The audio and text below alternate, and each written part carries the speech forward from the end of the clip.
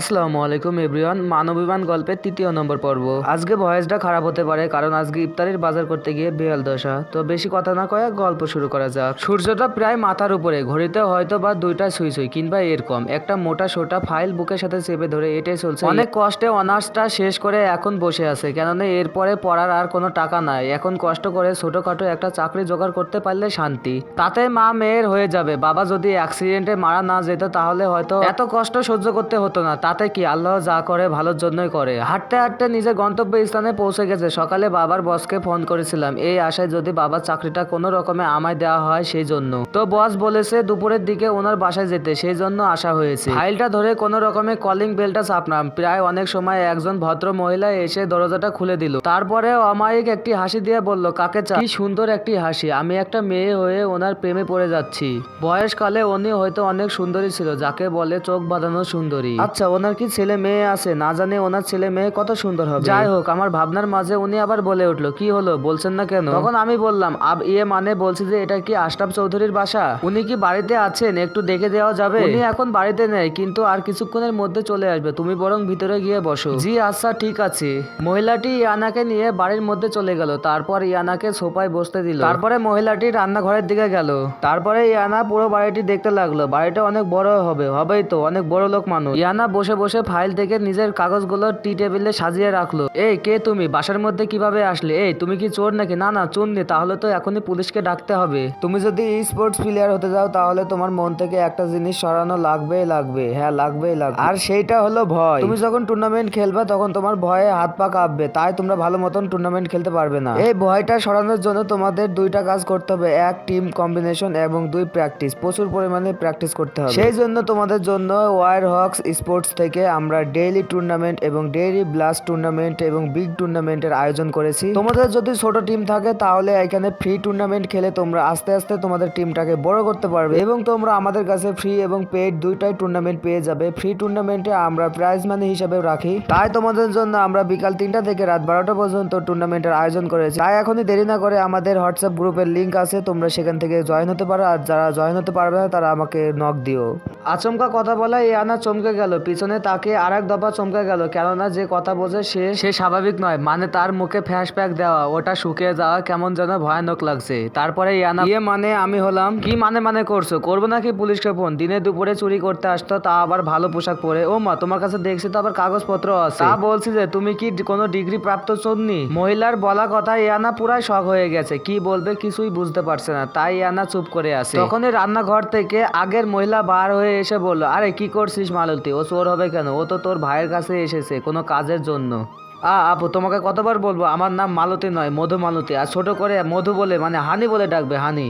আর এই মেয়ে, তুমি এতক্ষণ কথা বলনি কেন? তুমি যে পরিচয় দেবে তা বলনি কেন? কিভাবে বলবে? তোর মুখটা আয়না দেখেছি, পুরাই তোর পেতনি লাগছে। আর কয়দিন পর তোর মেয়ের বিয়ে দিবি, এখনো এসব লাগিয়ে ঘুরে বেড়াচ্ছিস, লোকে কি বলবে রে? কি বলো আপু? প্যাকটা এরই মধ্যে শুকিয়ে গেল, তাহলে যাই ধুয়ে ফেলে, নয়তো আবার আমার সুইট স্কিনটি নষ্ট হয়ে যাবে। এই মেয়ে, তোমার তো নাম জানা হলো না, তোমার নাম কি? জি আন্টি, আমার নাম হলো ইয়ানা। ঠিক আছে, তুমি ওর কথাই মনে করো না। তুমি কি করবে? তুমি এখন বসে থাকো। তুমি চা নেবে নাকি কফি নেবে আমাকে বলো। আন্টি, আমার কিছু লাগবে না, শুধু পানি লাগবে, একদম ঠান্ডা পানি। ঠিক আছে, তুমি এখানে বসো, আমি ঠান্ডা পানি এনে দিচ্ছি। মহিলাটি ডাইনিং থেকে পানি এনে দিল ইয়ানাকে। কেবলই পানিটা খাবে বলে মুখের সামনে ধরেছে, তখনই সিঁড়ি থেকে কাউকে নামতে দেখে ইয়ানাটার আর পানি খাওয়া হলো না। ফুরুত করে মুখ থেকে ইয়ানার মুখ থেকে পানিটা বেরিয়ে গেল এবং বেসম লাগা তো ফ্রি। আদ্র রুমে একটা মিটিং করছিল। আসলে বিদেশে ওর আর মেহরাবের একটা রেস্টুরেন্ট আছে, সেখানে খুব বড় না, তাহলে মোটামুটি লোক চিনে, সেই মিটিংটাই করছিল।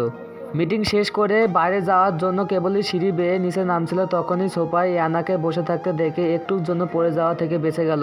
এই মিস বক বক, এখানে কি করছো? দাদুর কাছে বিচার দিতে আসতো নাকি রাতের ওই ব্যাপারটা নিয়ে? এই মিস্টার ইগোওয়ালা এখানে কি করছে? কোনোভাবে কি জানতে পেরে গেছে নাকি আমি এখানে চাকরির জন্য এসেছি, আর চাকরিটা যেন না পায় সেই জন্য সুপারিশ করতে আসছে নাকি? এটাই ইয়ানা মনে মনে বল।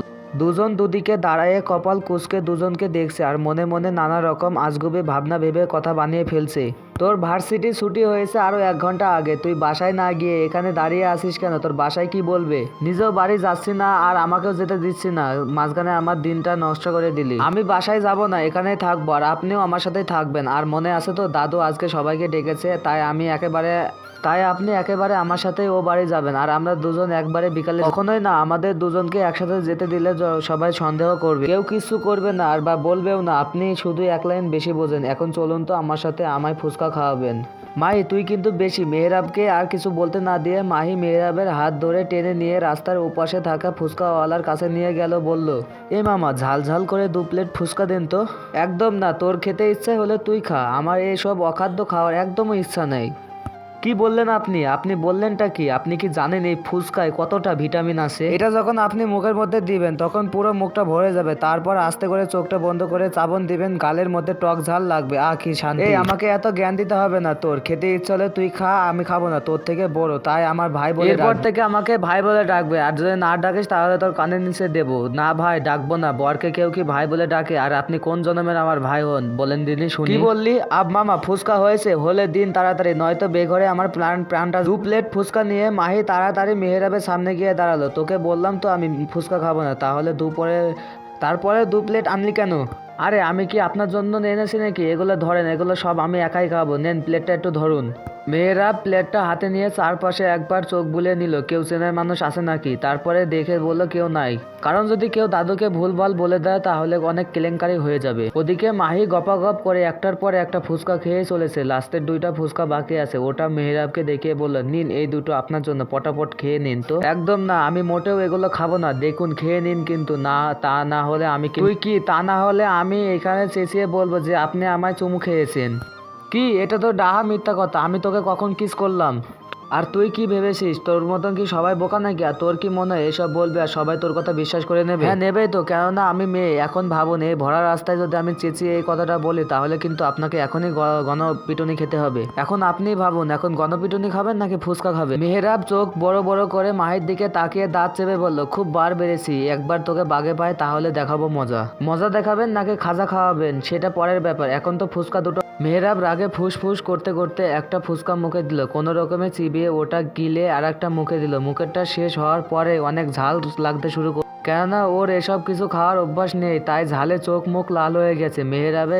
মেহরাবের এমন সুসানো দেখে মাহি চারিদিকে একবার চোখ বুলিয়ে টুপ করে মেহরাবের গালে চুমা দিল। এতে মেহরাবের ঝাল না কমলেও চরম অবাক হয়ে মুখটা হাও হয়ে গেছে।